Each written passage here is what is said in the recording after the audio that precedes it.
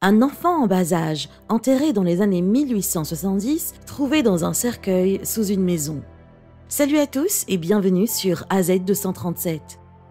Le corps d'une petite fille du 19e siècle, retrouvé l'an dernier dans un petit cercueil métallique sous une maison à San Francisco, a été identifié, ont annoncé ce mardi des chercheurs. Il s'agit d'Edith Howard Cook, âgée de 2 ans, qui est décédée le 13 octobre 1876, 6 semaines avant son 3e anniversaire, a déclaré l'association à but non lucratif Garden of Innocence. Regardons son histoire. Mais avant de commencer, voici la question du jour. Je suis vêtue de poils, je suis dotée d'une chair, je sais produire du lait. Pourtant, je ne suis pas un animal. Qui suis-je ? Donnez-nous votre réponse dans les commentaires. La réponse exacte vous sera donnée à la fin de la vidéo. N'hésitez pas à liker la vidéo pour nous encourager et si vous êtes nouveau sur la chaîne, abonnez-vous et activez la cloche de notification pour ne manquer aucune de nos prochaines vidéos. Les restes d'Edith, découverts par des ouvriers du bâtiment en mai dernier, ont apparemment été abandonnés lorsque les quelques 30 000 personnes enterrées à l'origine dans le cimetière des Odd Fellows de San Francisco, dans le quartier de Richmond, ont été déplacées dans les années 1920 vers le Green Lawn Memorial Park de Colma. Elissa Davey, généalogiste et fondatrice du projet Garden of Innocence, a organisé la réinhumation de la jeune fille à Colma l'année dernière et a commencé sa quête pour identifier les restes. Après avoir passé des centaines d'heures à essayer de retrouver l'identité d'Edith, les chercheurs ont trouvé une carte du vieux cimetière dans une bibliothèque de l'Université de Californie à Berkeley et l'ont fait correspondre à une parcelle où ses parents, Horatio Cook et Edith Coffey, étaient autrefois enterrés. Une fois qu'ils ont eu le nom de famille, les chercheurs ont cherché des descendants vivants, dont l'un a proposé son ADN pour les tests. Peter Cook, un habitant du comté de Marin, petit-neveu d'Edith, correspondait à l'ADN prélevé sur des mèches de cheveux. Le professeur Jelmer Erkens de l'université de Davis, qui a participé au test ADN, a déclaré à la chaîne KTVU qu'Edith était morte de marasme, c'est-à-dire d'une grave sous-alimentation. Il est probable qu'elle ait été atteinte d'une maladie et qu'à un moment donné, son système immunitaire n'ait pas pu combattre la maladie et qu'elle soit tombée dans le coma et soit décédée, a-t-il déclaré. La famille aisée de la jeune fille lui a offert un enterrement soigné. Elle était vêtue d'une robe de baptême blanche et de bottes à hauteur de cheville. De minuscules fleurs violettes étaient tissées dans ses cheveux et elle tenait dans sa main droite une fleur violette de nightshade. Des roses, des feuilles d'eucalyptus et du souffle de bébé ont été placés à l'intérieur du cercueil, selon le rapport du Garden of Innocence.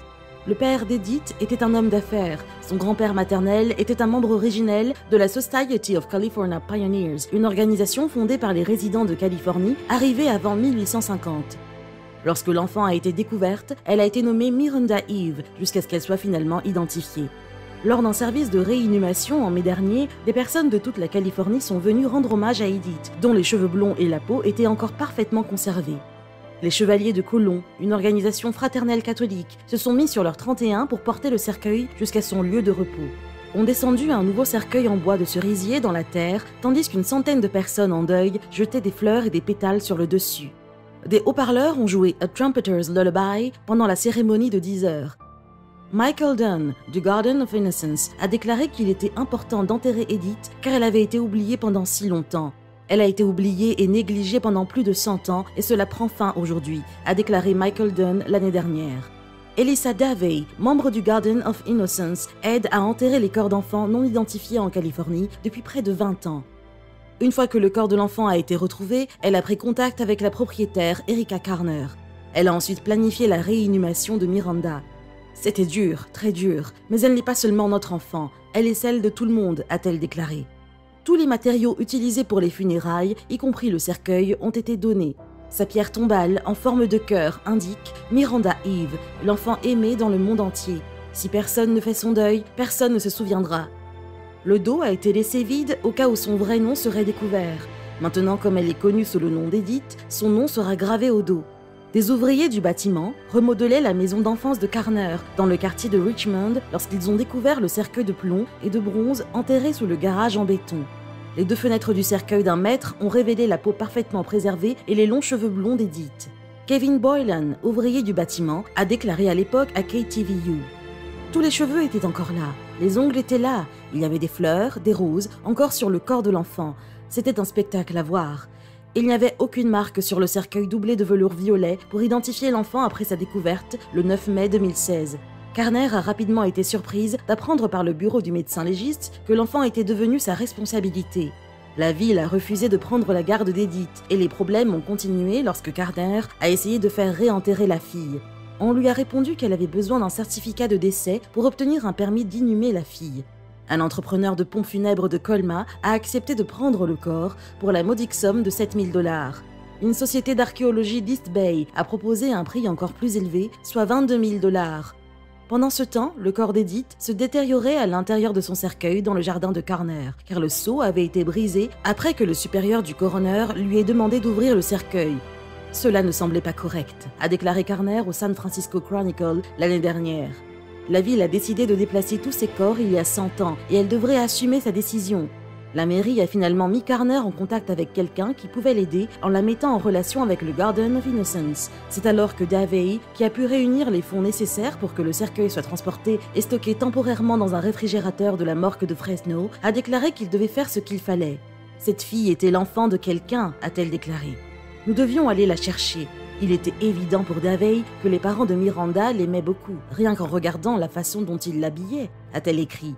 Leur chagrin était grand. Nous l'aimerons aussi. Davey sauve des enfants oubliés depuis 1998, lorsqu'il a lu l'histoire d'un petit garçon mort après avoir été jeté dans une poubelle sur un campus universitaire. Un mois plus tard, le garçon était toujours dans son esprit. Elle a appelé le médecin légiste du comté qui lui a dit que le garçon se dirigeait vers une tombe non marquée s'il n'était pas réclamé. Davey a demandé ce qu'elle pouvait faire et le médecin lui a répondu qu'elle pouvait réclamer le garçon à condition qu'elle lui prouve qu'elle avait un endroit digne pour l'enterrer, selon Inside Edition. Depuis ce jour, Davey et le Garden of Innocence ont organisé des services commémoratifs pour près de 300 enfants non réclamés. Les enfants reçoivent tous un nom avant d'être enterrés, avec une couverture, une peluche et un poème personnalisé dans un cercueil en bois garni de dentelle fabriqué par les scouts. Les services rassemblent parfois jusqu'à 300 personnes, dont des militaires, des policiers et même des parents qui ont perdu leurs propres enfants. Nous sommes devenus un endroit où les gens peuvent tourner la page, a déclaré Davey.